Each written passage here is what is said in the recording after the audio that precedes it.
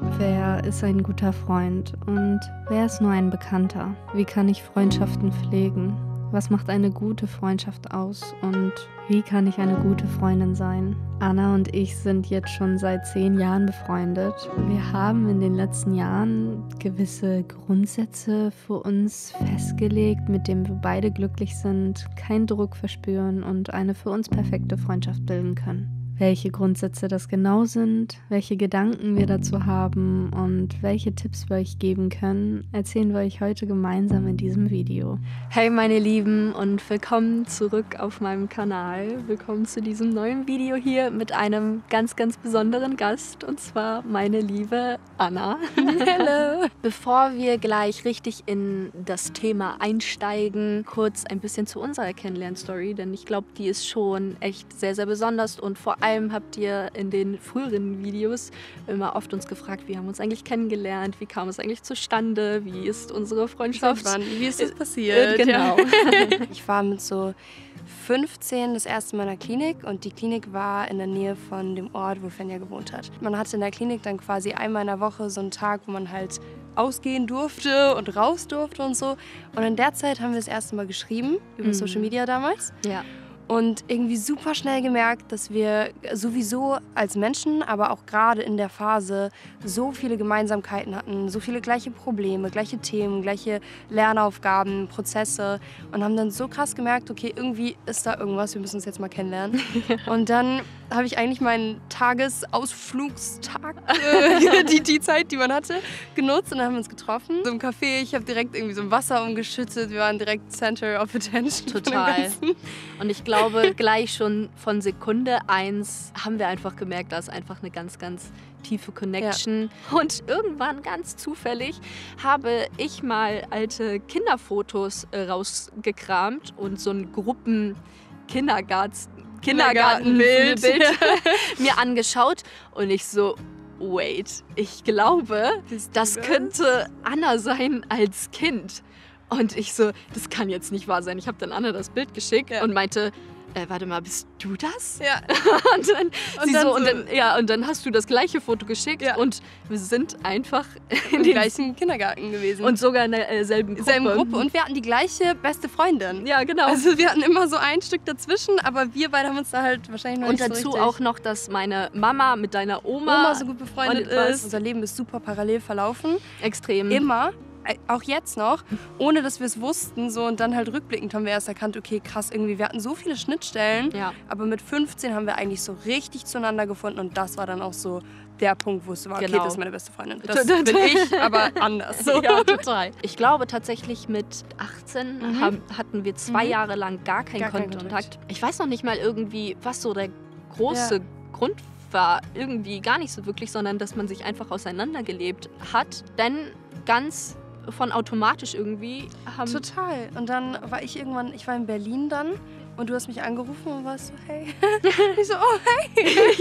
Und dann irgendwie aus dem Nichts hat wieder so unser kompletter Weg so zusammengefunden. Und ich glaube, das ist auch vollkommen normal in einer Freundschaft. Ja. Egal wie lange man keinen Kontakt hat, immer wieder zueinander findet. Und es sich so anfühlt, als hätte man sich irgendwie gestern das letzte Mal gesehen. Total. In den ganzen Jahren, in den 10 Jahren, wo wir echt, wie gesagt, viele Auseinanderlebungen, wie soll man das nennen? Abzweigungen, getrennt voneinander und dann wieder zusammen. Haben wir echt, glaube ich, vor allem in den letzten 3 Jahren bestimmte Grundprinzipien, Grundregeln, ich weiß gar nicht, wie man sie... Ja, so grundlegende Dinge für uns herausgefunden.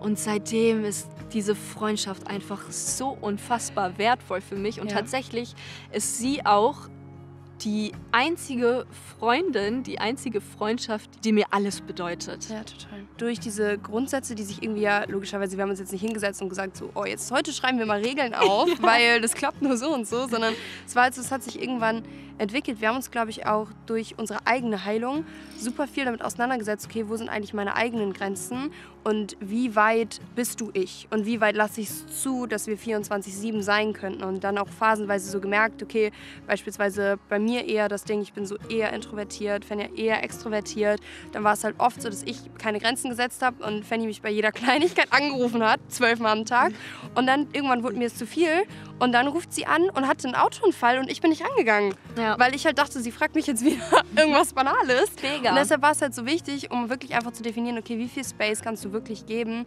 wie viel können wir uns einander einnehmen quasi. Das ist tatsächlich auch so die erste Grundregel. Annahme, dieser Freiraum und Akzeptanz. Das heißt, demjenigen, dem anderen, den Freiraum geben, die er braucht, zu akzeptieren, dass man mal keine Zeit hat, dass man mal nicht zurückschreibt, dass man mal nicht zurückruft. Weil man dann ja auch wiederum merkt, es gibt so oft Momente, wo man gefühlt diese Gedankenübertragung hat und ich wollte dich gerade anrufen, du mich auch. Es gibt so viele Punkte, wo man zusammenfindet. Mega. Und nicht krampfhaft zu versuchen, irgendwie den Kontakt Und ich glaube, das ist auch ganz, ganz oft mein Thema gewesen, diesen Space anderen Menschen geben, die er braucht. Brauche ich jemand gerade anderen zum Reden, zum Auskotzen überhaupt, genau. Oder, oder brauche ich gerade erstmal die Verbindung zu mir selbst? Das kennt man ja auch von allen möglichen Menschen oder auch von sich selber, dass man eine Person gerade in Anspruch nimmt, weil man ein Problem hat und das jetzt gerade einfach die erste Idee war, okay, ich melde mich bei der und der Person, ohne vorher mal zu checken, okay, wenn diese Person mir dann aber antwortet oder mir Tipps geben will, bin ich überhaupt schon bereit, das anzunehmen? Bin ich schon selber an dem Punkt im Prozess, wo ich zuhören kann und auch annehmen kann?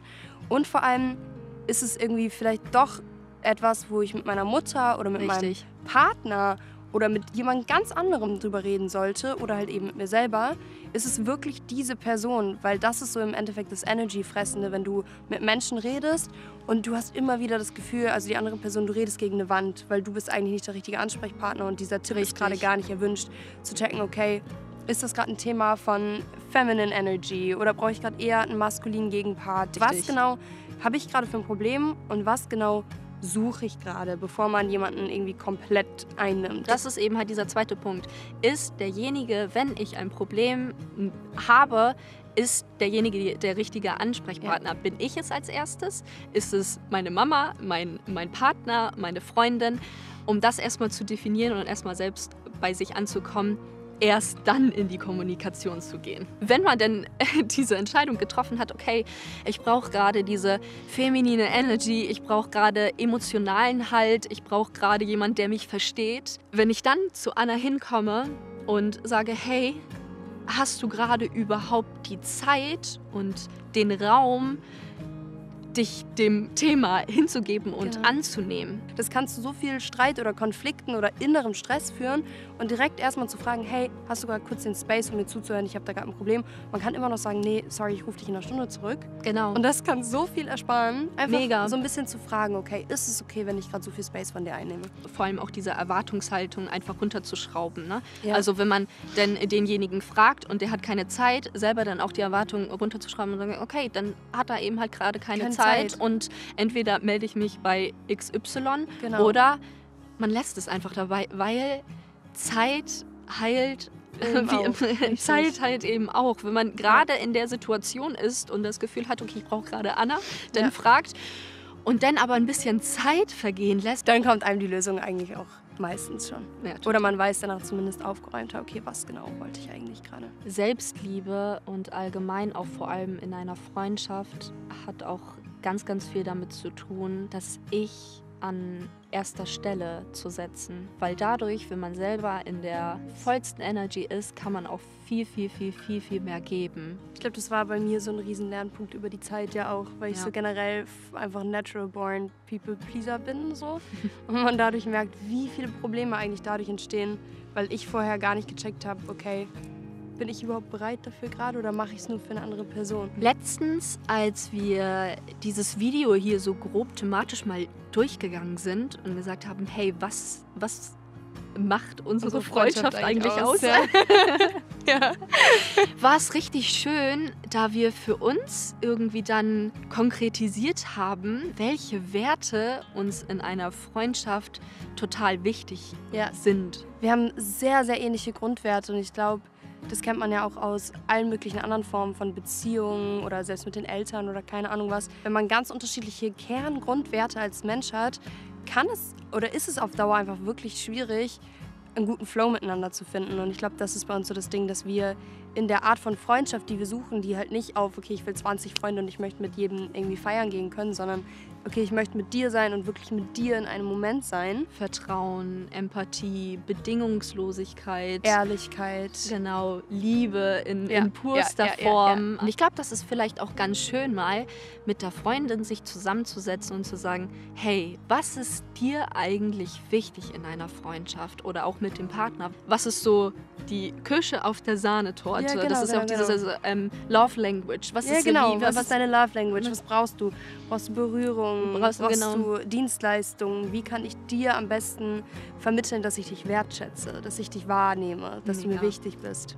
Als letzten Punkt, was wir, glaube ich, auch in den Jahren für uns total entwickelt haben, ist die Deeper Quality Time. Immer wenn wir uns sehen und treffen, machen wir eigentlich schon so, wir sind sehr, sehr intuitiv und wir folgen dem Flow. Das heißt, wir machen jetzt nicht so einen Plan durch und sagen, wir machen das und das, sondern aber wenigstens so eine Hauptsache, die wir wirklich machen wollen. Ist es so, dass wir mehr uns fühlen wollen, das heißt gemeinsam beispielsweise Yoga machen oder wollen wir gemeinsam meditieren. Gott, ich habe das so sehr geliebt in Dänemark beispielsweise, abends dann immer. Oder wollen wir zusammen kreativ sein? Wollen wir zusammen Fotos machen gehen? Wollen wir rausgehen? Wollen wir filmen? Weil zu reden und einen Redepartner zu haben, ist auch was super Wertvolles, weil ich weiß, okay, ich kann immer auf deine Meinung vertrauen, aber es ist halt so schön, wir waren schon immer so, haben schon früher immer so kreative Dinge machen wollen, hatten unser Social-Media-Ding und was weiß ich. Aber so über die Zeit irgendwie zu merken, okay, guck mal, wir können auch zusammen lesen, wir haben beide voll Lust auf irgendwie Spiritualität, wir können uns darüber austauschen, miteinander wachsen einfach. Gibt es in eurer Freundschaft eine Unternehmung oder was ihr immer wieder macht, wie bei uns beispielsweise vor allem Kreativität und Spiritualität? Ich glaube, das wäre auch nochmal voll cool, um sich vielleicht auch Inspirationen gegenseitig zu holen. Letztens hatte ich ein Tantra-Yoga-Seminar. Ich finde, allgemein Tantra wird immer sehr, sehr viel mit Sexualität in Verbindung gebracht, aber dadurch habe ich so viel auch über feminine und maskuline Energy kennengelernt, also dieses Shiva, Shakti-Energy, bewusst essen, bewusst trinken, bewusst miteinander reden. Das nennt sich Magie der Berührung, glaube ich, wo man seinen Partner oder auch seiner Freundin in körperlicher Ebene näher kommen kann, ohne dass es in eine sexuelle Richtung geht. Und das fand ich unfassbar schön. Und das würden wir euch gerne einmal zeigen, euch einmal nahe bringen. Genau. Und zwar ist das den Elementen zugeordnet. Ihr könnt das natürlich auch erstmal, wenn euch das etwas too much ist, den Rücken natürlich als erstes nehmen oder wenn man sich eher schon mehr miteinander verbunden fühlt, auch gegenüber, was natürlich nochmal viel tiefer macht. Ja. Total. Erde oder die Bewegung der Erde sind sehr, sehr feste Berührungen, also wirklich die Knochen, die Haut, die Muskeln sehen, wirklich zu spüren und wirklich einmal den Körper durchzugehen mit sehr, sehr festen, griffigen Bewegungen. Das Element Wasser durch den Körper sehr, sehr flowy gehen, kreisende Bewegungen, sehr, sehr ruhig und sanft.